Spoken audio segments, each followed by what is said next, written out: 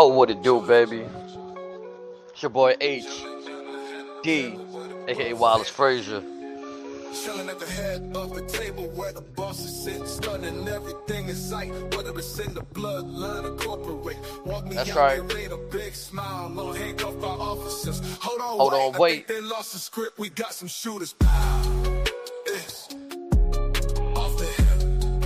Yeah. Oh, chilling at the head of the table where the bosses sit, stunning everything in sight, whether it's in the bloodline or corporate. Walk me out there, ain't a big smile, little handcuffs by officers. Hold on, wait, I think they lost the script. We got some shooters. Pow. It's off the hip. Yeah. Chat, today is October 28th, 2025. We will be covering the 27th day in October episode of Monday Night Raw. Hold on, wait, I think they lost the script. We got some shooters.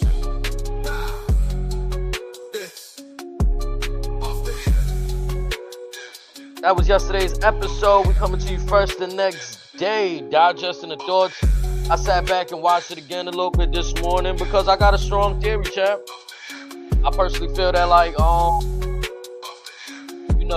there's times where I might watch the show at night, and because of how long my day was, I might feel like, I wasn't really digging this. I might unjustly give it a bad rating. But let me know what y'all thought of today's episode, man. We got some continuity from last week, a lack of a setup for this week.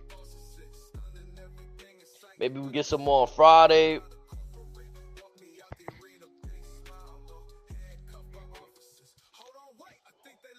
This is Off the Hip, baby. I'm flying solo today.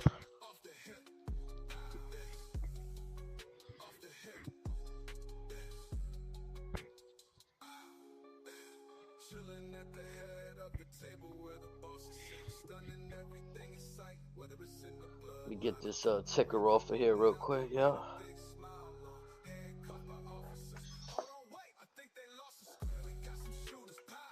Put this on ticker right there.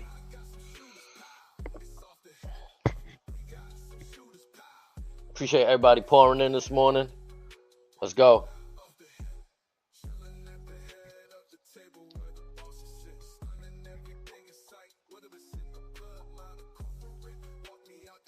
Appreciate the platforms, Rumble. Appreciate Twitter. I appreciate YouTube. Let's get it.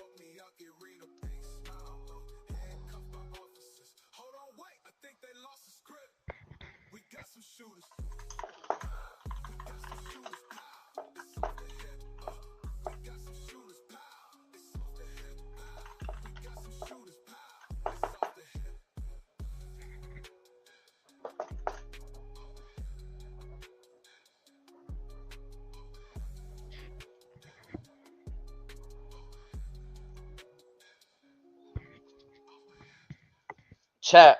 Hope everybody doing well today. I'm going to get to the messages as soon as I can.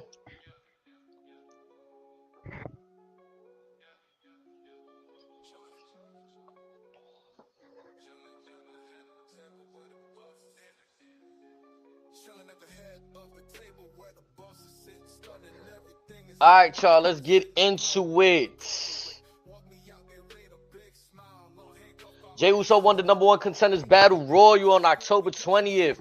CM Punk defeated Uso and LA Knight on October 13th. Jey Uso hit the ring to kick off Raw and quickly turned his attention to the number of people in his ears. You know what I'm saying? We got the likes of Roman Reigns, his brother Jimmy. You know what I'm saying? And at this point, he claimed not to care about what any of them thought, which brought CM Punk out. And honestly, this is where I gotta thank Bleacher Report for having some of the notes that I'm gathering, because at this point I already kind of mailed it in. I'm like, this is some Saturday Night Main Event hype right here, which there's nothing wrong with that, but just from the standpoint of I want to know what tonight's about, right? So this didn't give me much indication about what tonight's gonna be about, because usually the way WWE is they go to the same formula. You know what I'm saying? They like to go to the same recipe, the same playbook. Which sometimes if it ain't broke, don't fix it. You know what I'm saying? There's nothing wrong with going to the well. But here's the thing that I noticed: this opening segment didn't translate into the main event. It didn't set up the main event for today's evening. So that's just something I noticed right there. These two will be facing off, as you see the championship right there in the middle. They will be facing off at Saturday night main event for the vacated World Heavyweight Championship due to an injury sustained by Seth Rollins. So, you know, the way we got here was, it seems like they're positioning Jay to be, I don't know if I don't think heel's the right word, but they want to play with the idea of him hitting them dark areas to get what he needs to get. You know what I'm saying? Punk said he watched Uso throw his own brother over the top rope last week. And he asked him how far is he willing to go in their match. Both men looking to be world champion. I'm not going to lie. I feel like this is a situation that, for me personally, this did nothing for me in terms of, how can I put this? I thought at this point of Jey Uso's career, a look like this versus CM Punk would have did something for him. I'm not going to lie. This matchup don't feel right, don't look right to me. CM Punk, to me, cuts better promos when it's like there's an adversary in front of him that's like either a corporate shield or like something that CM Punk could really go against. It seems like he don't got nothing on Jay, so it's kind of like, he even told him in this promo right here, like, I'm gonna avoid your personal space because on Saturday I'm gonna be all up in your personal space. You know what I'm saying? But I mean, listen, we had after this segment, which was pretty much lackluster for me, we had a number one contenders match for Dom's Intercontinental Championship. And I'm not going to lie, I watched this show with my wifey at times, and the first thing she says is, here we go. She sees Penta. Now, I'm not sure, like, what's the dynamic, but I feel like WWE might have overexposed Penta a little too early, in the sense that now I feel like it's not a big match. Like, when he came through the first time, it felt very big match. Like, oh, we still have him in that intercontinental hub area. It's almost the same carousel if you think about it. Like, especially with the rest of the shenanigans that took place. Like, guys, let me know what you thought about this match. I wasn't too thrilled, but I wasn't too disappointed either. I just felt like both men went through the motion. I'm going to say this about Rusev, though. To me, this heel run that he's on feels forced. It feels forced. It doesn't feel like when he naturally came up the first time in the Royal Rumble, and we knew, like, or what we didn't know was, we knew he was from NXT, but we didn't know what he was really about. So we see this menacing guy, no boots on, the long hair, he comes in dominating. But these days, I feel like, I think the fans want to cheer for him. I think the fans want to love him a bit. And, yeah, I'm just not sure. Like, things don't feel right with Rusev being a heel right now. Maybe as we seen later on in the night, Grande Americanos and his group, which that's a whole nother conversation too, because I feel like I've called this way back when, where I was like, it could be like the Los Conquistadors, where you have more than one Grande Americano, but now that it's blossomed into them having names, Rayo, and Bravo, and their outfits are like a little bit like, for lack of a better term, they're like a remix of, a spinoff of Grande Americano. I would have liked for it to be still in that element of confusion, where we don't know who's. But I understand, because it's like you got Ludwig Kaiser playing Grande Americano, so already you have him being tall. That throws everything off.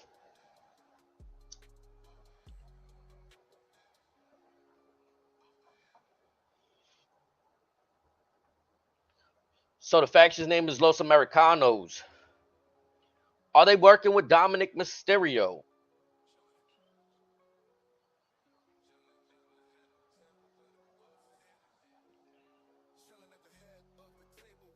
I'm not sure how I felt about this match, ladies and gentlemen. Like,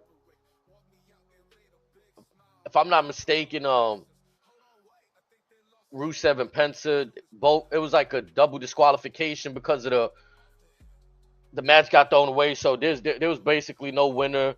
And later on in the night, if I'm not mistaken, Dom gets told by Adam Pearce that he's gonna have to defend that championship at Saturday Night Main Event against both these gentlemen right here, because Adam Pearce doesn't buy, not for 1 second, that Dominic didn't have anything to do with Los Americanos.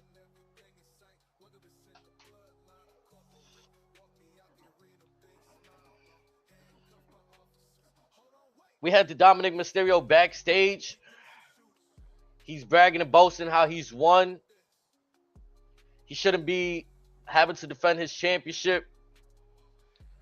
Roxanne was preparing for a match of her own. Then we see LA Knight backstage. He makes his intentions clear. He's going after Punk or Jey Uso. This is my issue. And this is no disrespect to LA Knight. Is the division lacking that much star power at this moment that we keep throwing in the same top people?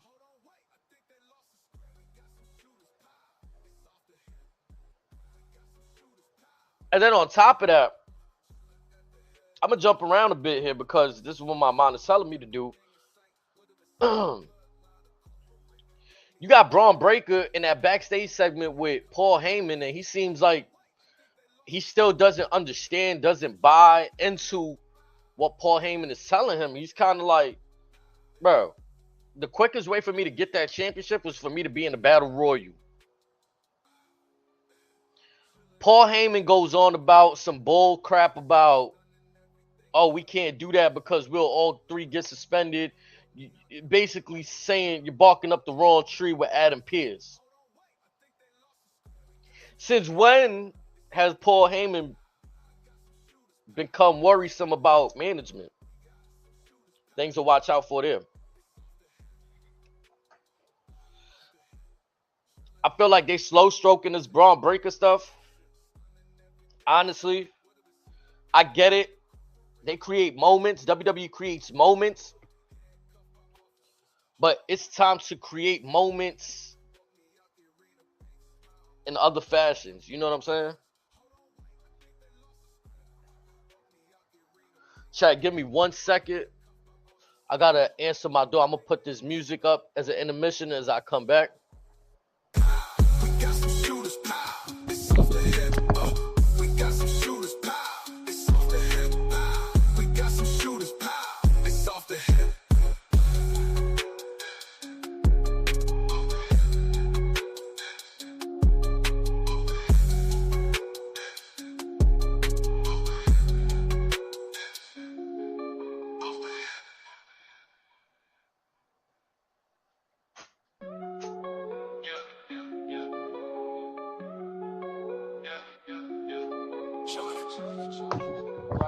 My bad.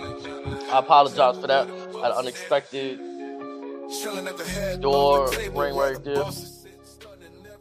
But yeah, I'm just not sure what's going on with the Braun Breaker stuff and all of that. Okay, so the last time we seen Nikki Bella in action, she lost to Asuka on the Raw September 8th episode. Roxanne lost to Stephanie Vaquer on the Raw October 20th episode. So we see Nikki Bella come back here. Listen, I love Nikki Bella. I think she's phenomenal. I just don't know. Obviously, I feel like the mission is for her to put people over. Let's show a little screenshot right here. I feel like they put on a good match. It wasn't nothing too crazy. I say good because it's like every time I see Nikki Bella out there, I'm constantly concerned with her neck. I don't know what's the, like, I just feel like, the girls from this generation, this era, they hit hard. So, and they're always teasing like a neck spot, a back spot, to where Nikki Bella is taking some pain there, you know what I'm saying? Absorbing some damage, so to speak. I was very surprised that Roxanne Perez picked up the victory over Nikki Bella. I'm not going to lie to y'all.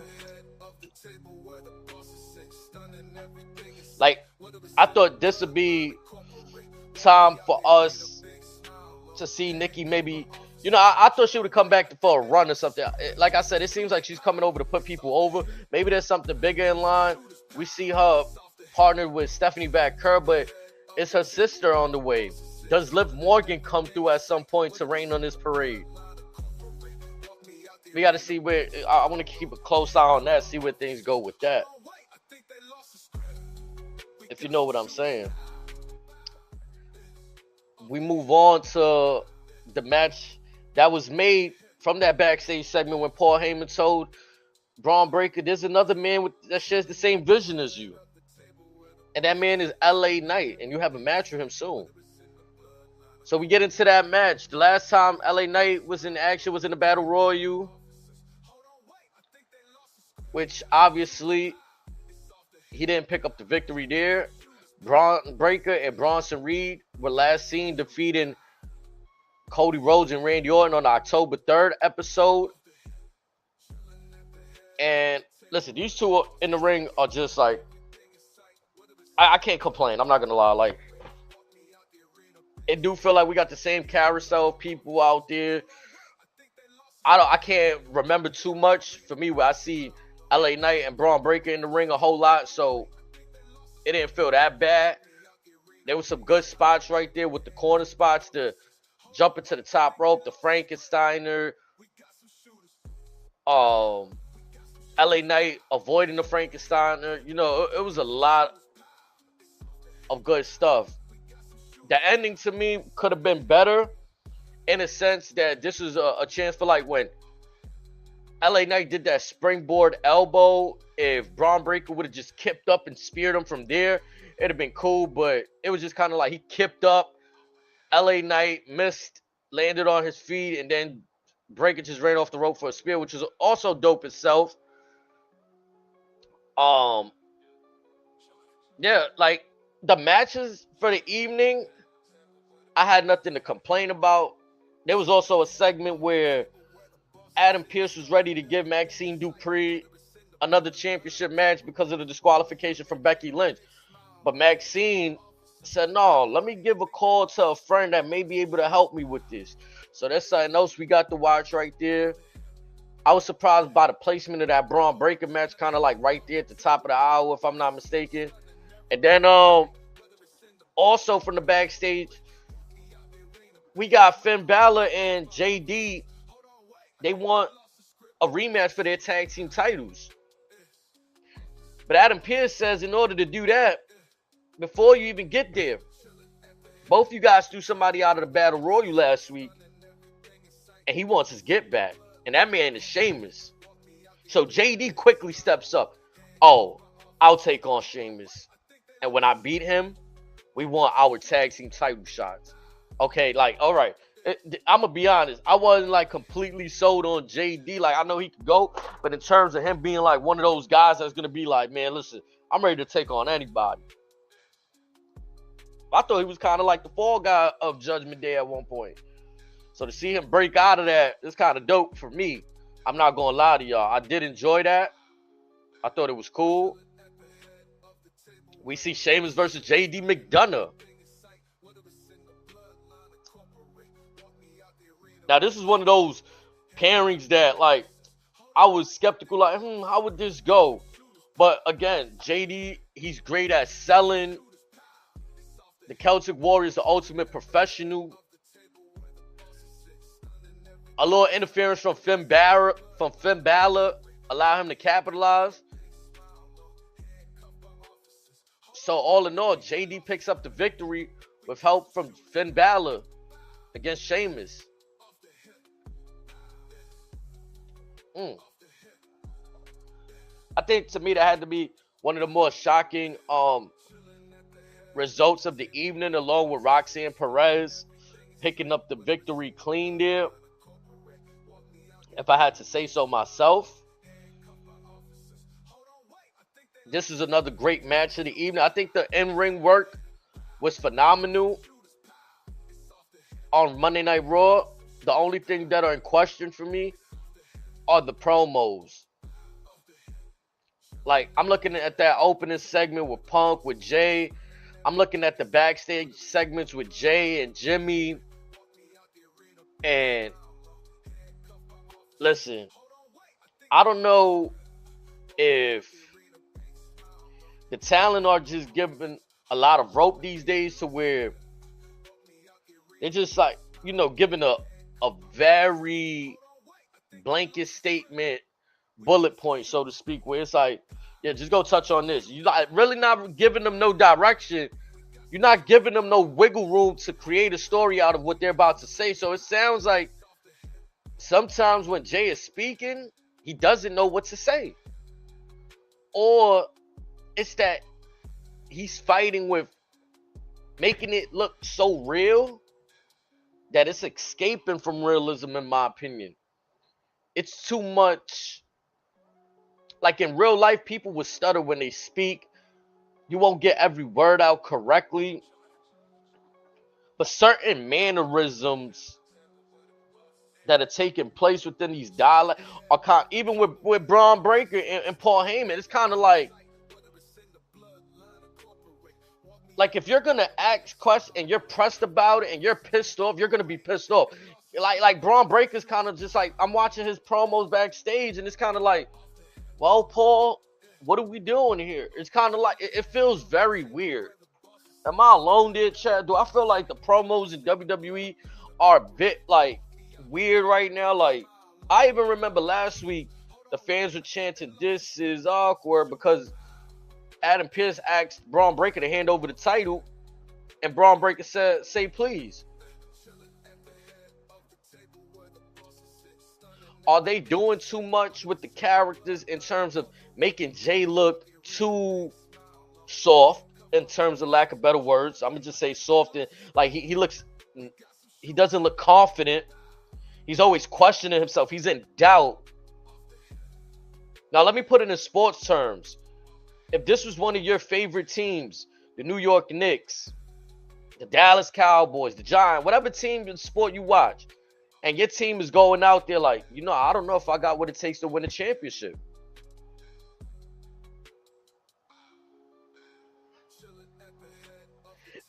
Sure, it's different in the wrestling world. There's some relatability. There's gonna be people that story resonates with them, where they feel like the underdog. They feel like they can't get it done.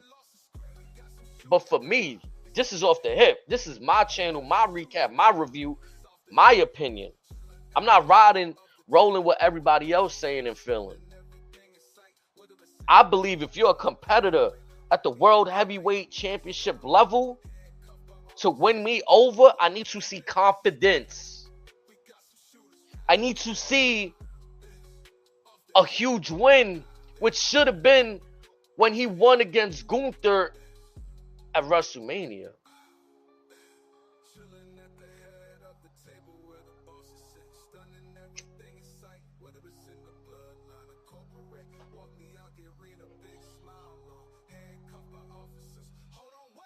But then that same guy he beat, same big victory, that's who he loses to, if I'm not mistaken.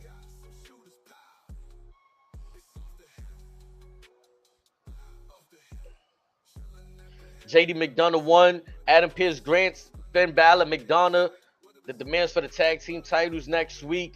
AJ Styles, Dragon Lee gladly accept. Dragon Lee cutting some more promo. His felt a little robotic as well. Like, I am the fire, I'm the all that good jazz.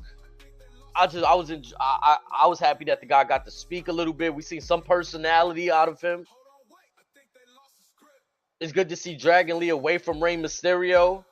Give him an identity of his own, away from the LWO, if the LWO is still a thing.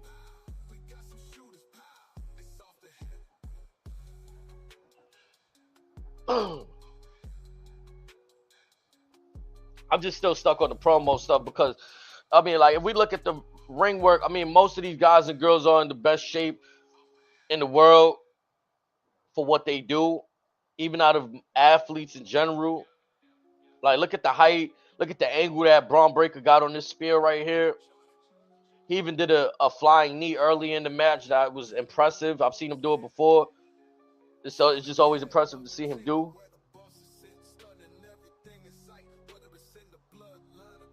I just don't know. There's times where I watch the product, and of course, because I do this show, I come out here, recap, and let you guys know how we feeling after watching what we just watched. But I'm not one of those people that I don't want or think that certain things should happen. I enjoy to just watch the show for whatever they give me. But in the same token, in the same breath of me saying that, I can't help what I feel. And I hate to use that word feel because, a lot of people that I love and respect, Sam Roberts, a lot of people in the WWE use that term feel. But it's a real thing. Like, example for me, just last year, I wasn't feeling how the NBA players were coming up the court and just jacking up threes and missing.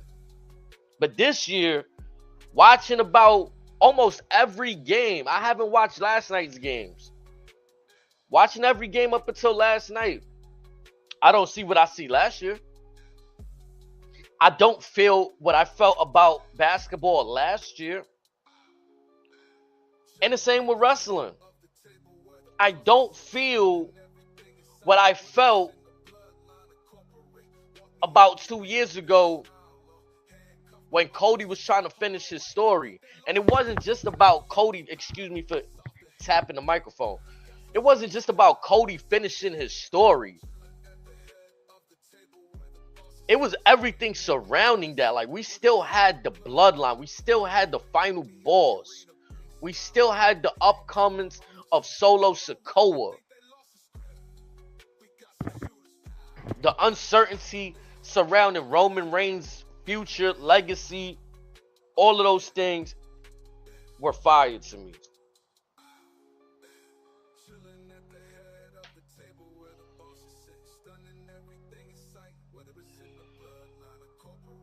The last year and a half felt like a big tease. And we could dissect that in so many different ways. Like, we could go down for the John Cena heel turn to CM Punk winning the championship, to then Seth cashing in on him, us thinking that Seth and Punk finally had that last steel cage match, the wise man turned into the Oracle. Like, theoretically, there should have been some things that was like, there is some things that's like, we're going to look back on like, well, okay, that happened. But I don't think that the time we're in right now really holds a candle to where we were at 2 years ago, where we were at any point of its prime. You can look me in the eyes and tell me right now, everything is at its high financially. Motherfucker, everything that shines ain't gold. Yeah, you guys are ranking in the motherfucker. That's because you guys are marketing the shit right. You guys are great promoters. You're great at saying this is going to be something you've never seen before, and then when come time, it's something we've seen before. That's why ESPN gave WrestlePalooza a C grade.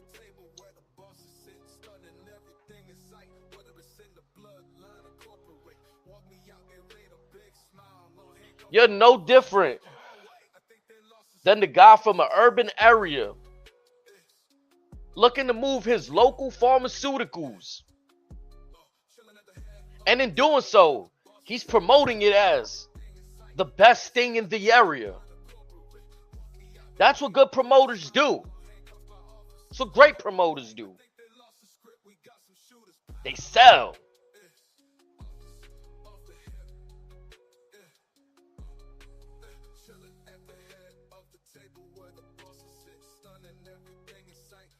Hell, I love me LeBron James, but he said not one, not two, not three, not four, not five, not six, not seven. And them Heat games were packed, baby.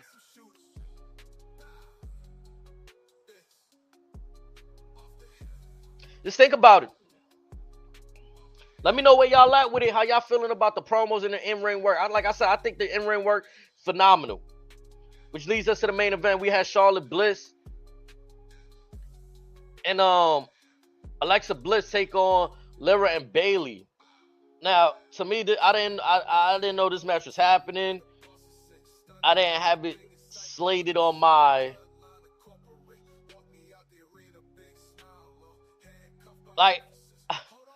this just came out of nowhere for me, honestly. So it was a bit random. They put on a great match, though. I'm not sure where Bayley and Lyra go from here.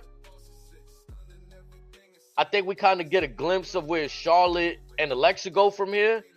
There was a backstage segment. Asuka and Kairi Sane kind of pressed up on Charlotte and Alexa Bliss, saying that, you know, basically Lyra and Bayley don't deserve the opportunities they're getting tonight, and that they do.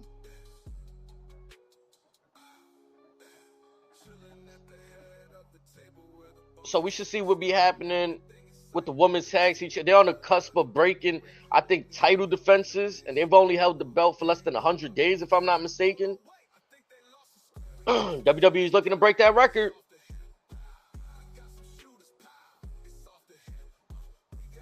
How y'all feel about Charlotte and Alexa? I know everybody was hyped that, you know, we're not friends, and then now I feel like it's kind of dying down a bit. It's alive in some cities.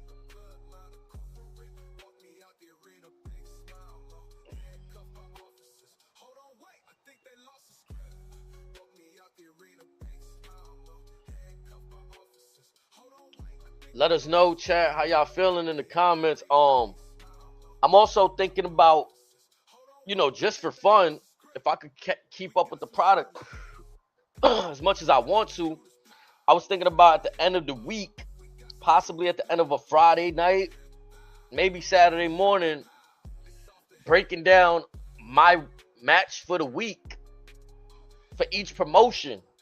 I'm not going to pit them head to head. I'm not going to play into that chicanery. I feel like enough people do a good job of that online. You know, shout out to the folks that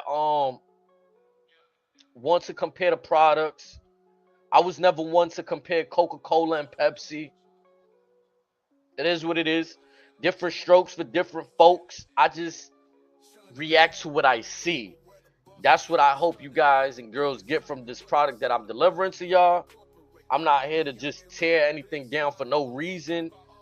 I'm here to just give you my honest opinion on what I just digested for about 2 hours of my night or day.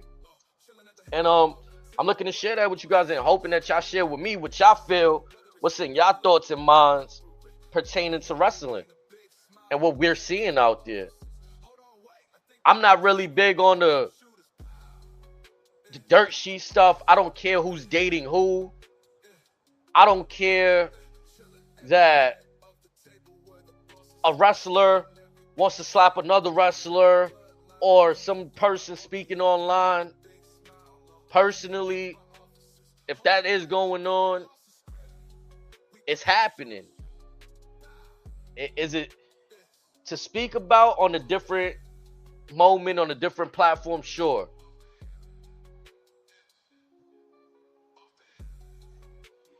But typically, I like to engage into the product itself. We'll cover factual breaking news, maybe a signing, a release. But I'm not here to stir the rumor mill. I appreciate everybody once again. Thank you for today's episode of Off the Hip. Much love. I'm going to let the music ride out to y'all. Have a great day. Thank you for rocking with me this morning. At the head of the table where the bosses sit, stunning everything in sight, whether it's in the bloodline or corporate. Walk me out the arena, big smile, no handcuffed by officers. Hold on, wait, I think they lost the script. We got some shooters. Let me know if y'all want that match of the week. WWE match of the week from AEW. Off the hip. Chilling at the head of the table where the bosses sit, stunning everything in sight, whether it's in the bloodline or corporate. Walk me out the arena, big smile on, handcuffed by officers. Hold on, wait, I think they lost the script. We got some shooters, pow, it's off the hip. I got some shooters, pow, it's off the hip. We got some shooters, pow, it's off the hip. Off the hip. Chilling at the head of the table where the bosses sit, stunning everything in sight, whether it's in the bloodline or corporate. Walk me out the arena, big smile, low, handcuffed by officers. Hold on, wait, I think they lost the script. Walk me out the arena, big smile, low, handcuffed by officers. Hold on, wait, I think they lost the script. Walk me out the arena, big smile, low, handcuffed by officers. Hold on, wait, I think they lost the script. We got some shooters. We got some